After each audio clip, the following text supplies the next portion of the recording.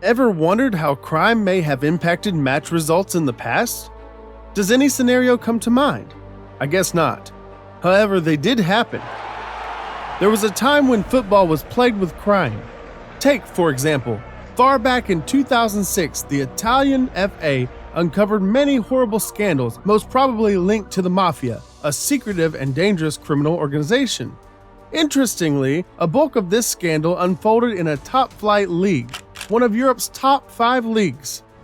Italy's top league, Serie A, was the league in question, and the scandal involved top-flight teams like Juventus and AC Milan. However, the Italian FA punished those found guilty appropriately.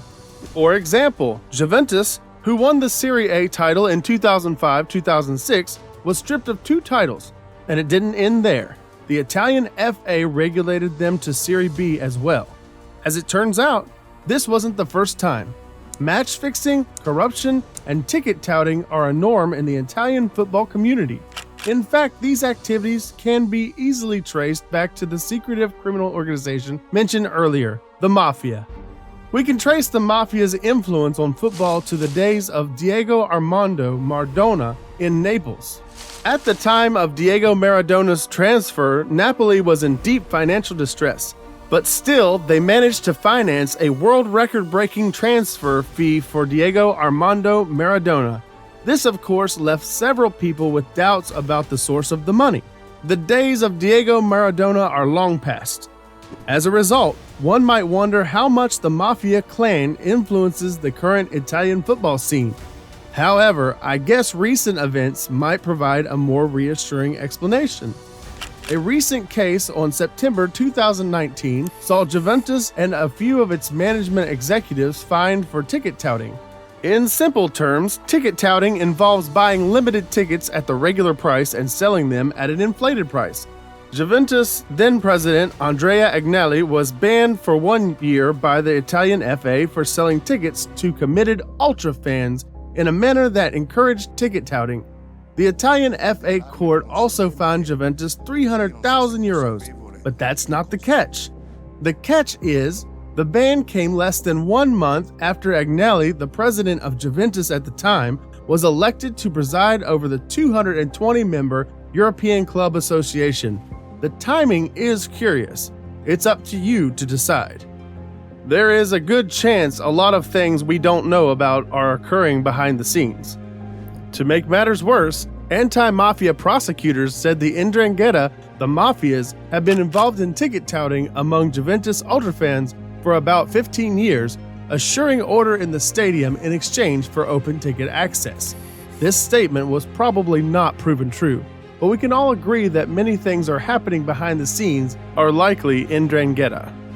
But come to think of it, in 2018 alone, Italian football generated about €2.397 billion.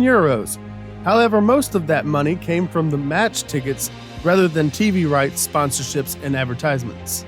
Obviously, there seems to be a causal relationship between the Mafia's doings and Italian football's revenues. Besides money, the Mafia clans are driven by power. They crave respect, credibility, and influence at the local level. Therefore, they claim ownership of local football clubs to achieve this goal.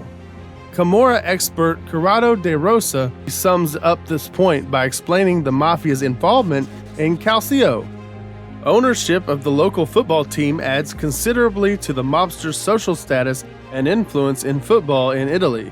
In addition to possessing a powerful means of money laundering, being owners of a football team meant credibility and respect.